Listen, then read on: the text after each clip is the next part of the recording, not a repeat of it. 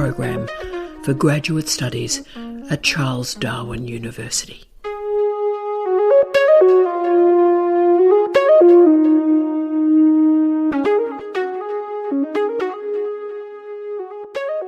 Hello, I'm Tara Brabazon. I'm the Dean of Graduate Studies at Charles Darwin University, and welcome to this episode of our Touchstone professional development series for our higher degree supervisors. This is one of our Touchstones Beginnings series, establishing professional relationships between students and supervisors.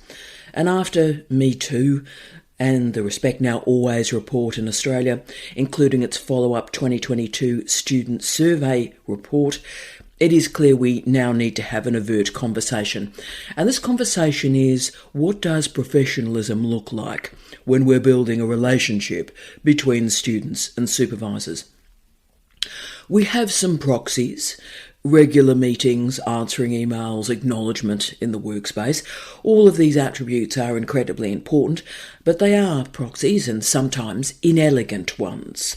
The research shows from around the world that PhD students are far too frequently treated really badly.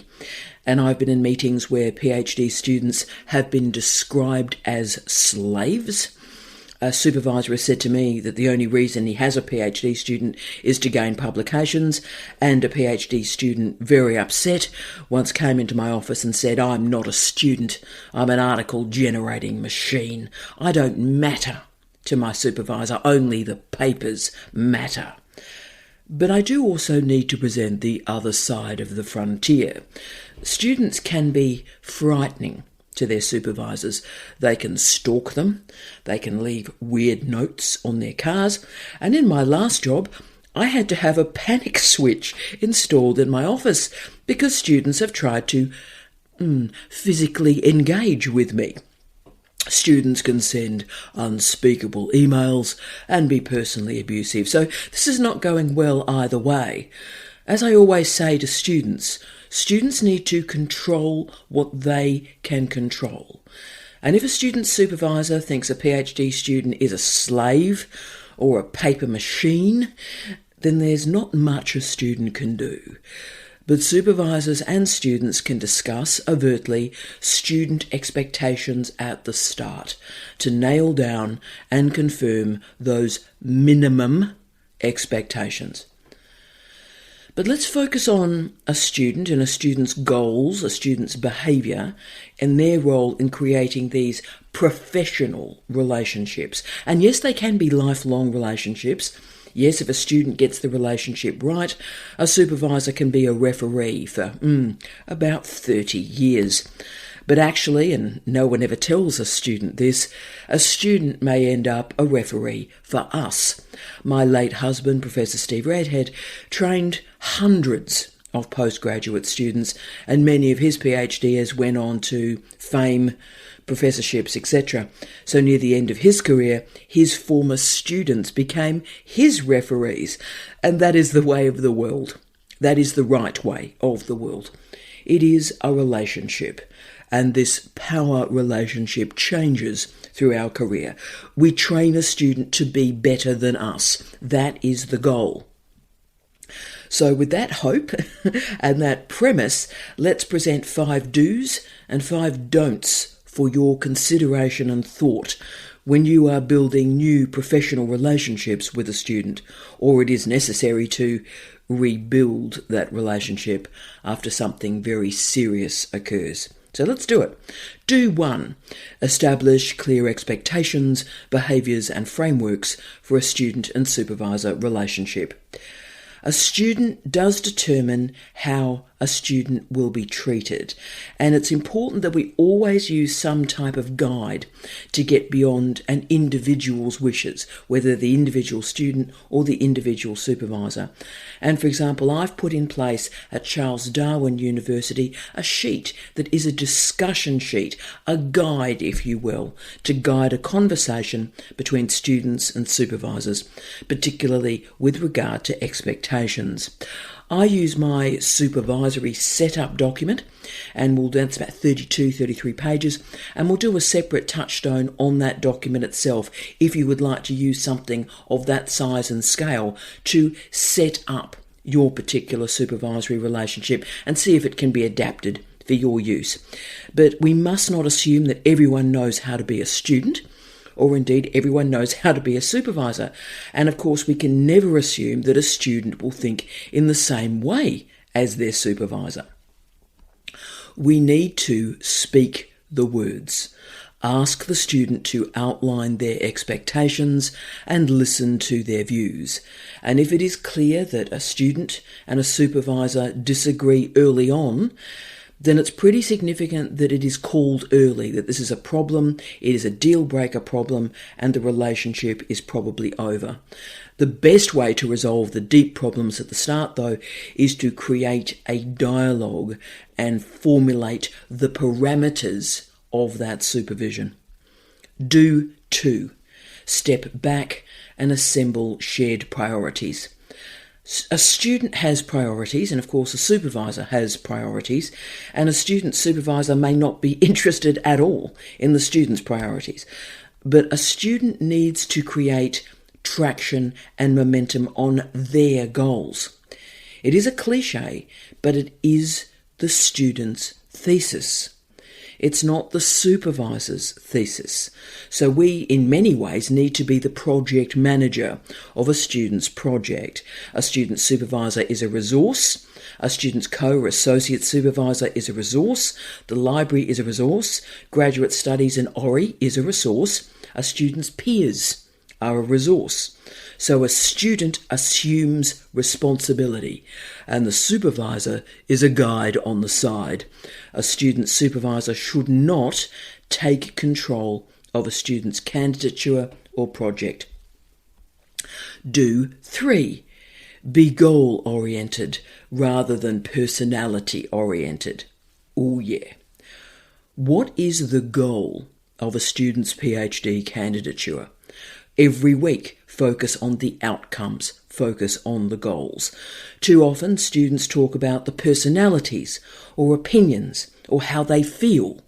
And all of that is about a personal relationship.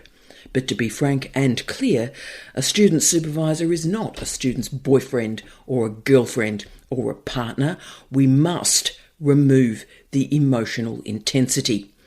Focus on a student's research goals rather than how a student feels about a supervisor. Do 4. Start with respect for all people, including a student's supervisor. Now, social media has had a bad impact on a lot of us. You know, we want likes and we want loves and retweets and comments. We want to be the star of our digital lives. So it's all about popularity, really, and not respect. We need to remember that universities were medieval institutions. Hierarchy, respect, decency, integrity. And of course, popularity and intelligence are two very different things. So we need to come to every conversation with decency and with calmness. Don't slam doors or create intrigue or conflict or controversy. Begin with respect. And the relationship indeed not only begins with respect, but it must end with respect. Do 5. Stay calm. Just about every bad situation I've seen in graduate education occurs when one student or a supervisor or both of the parties jump the shark. A student is a PhD student. A student is not a guest star in Keeping Up with the Kardashians.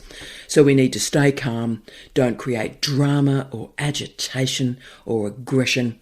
And I've certainly, as both a supervisor and as a dean, been frightened of students, and I've been really frightened of the behaviour in my office.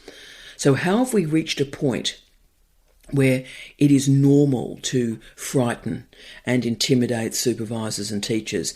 And you think about it, no matter how weird or bad a student is feeling, why is it okay to slam doors and shout at people? Why have we got to that point? Be calm. This is a PhD. This is not a student managing a nuclear war.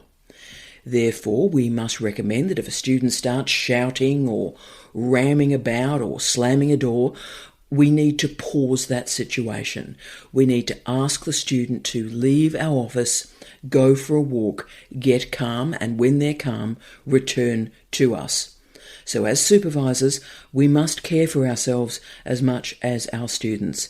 And therefore, for us, staying calm, no matter what happens, is an absolute priority. So I've done all the positives there. I know that it didn't seem too positive, but let's now go to the negatives, the don'ts.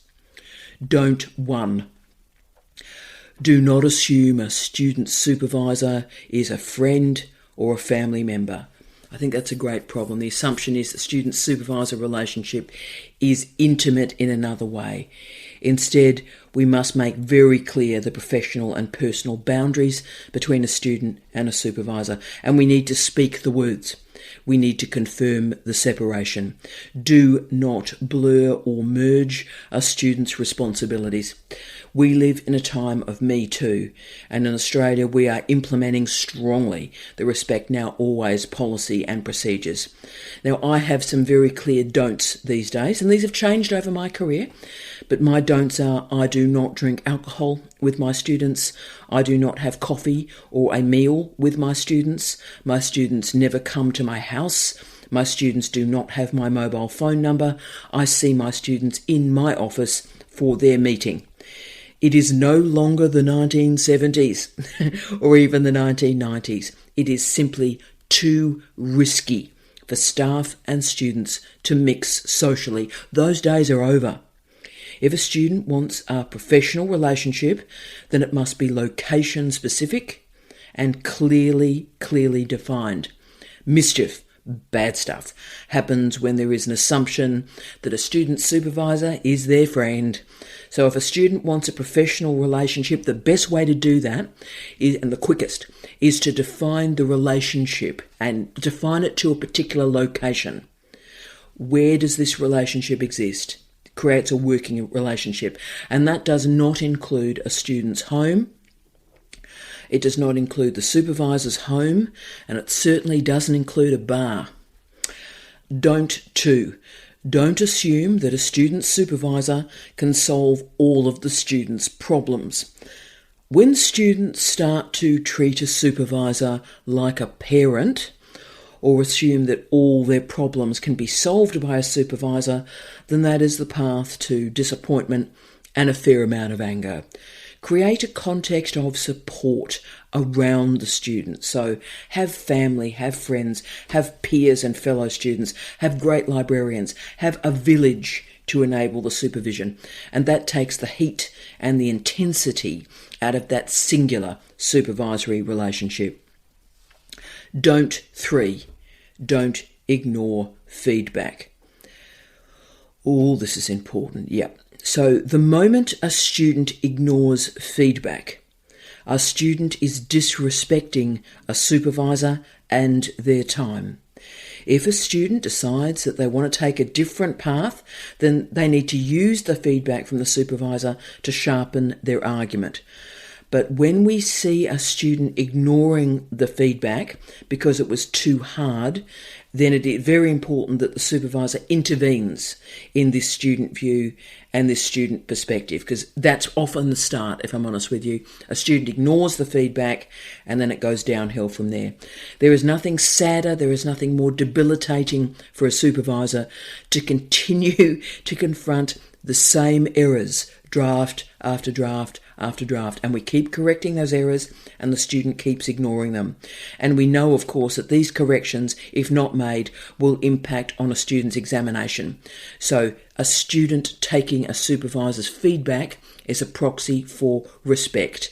Watch it as an indicator of the health of the relationship. Don't 3. Don't ignore the deadlines a supervisor gives a student. This is a huge one. The reason supervisors, particularly supervisors who teach undergraduates, give a PhD or a research master's student a deadline is that we know our work patterns a year in advance. Therefore, we know when we're able to deliver fast feedback to a student.